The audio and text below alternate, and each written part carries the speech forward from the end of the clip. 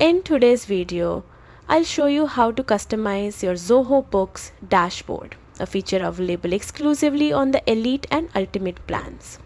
Customizing your dashboard helps you monitor key business metrics and visualize financial data exactly how you want. Start by going to the Dashboard tab in Zoho Books and click Configure. Then select Create New Dashboard.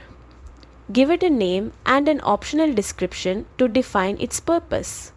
For example, Sales Overview or Cash Flow Tracker. Next, choose who can access it. You can make it visible only to yourself, everyone, or specific users and roles. Depending on your team structure and privacy needs, now it's time to build your dashboard.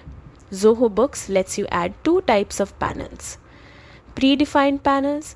Predefined panels are built-in widgets that show essential business data like totals, income, and expenses.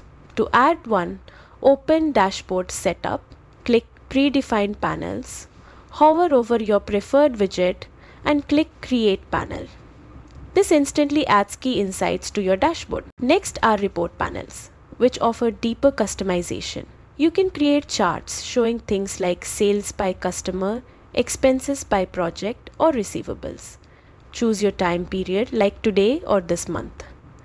Select a chart type such as pie, bar, or line chart and define your X and Y axes to control how your data appears. Once you've set everything up, your personalized dashboard will give you a clear real-time view of your finances, tailored exactly to your business goals.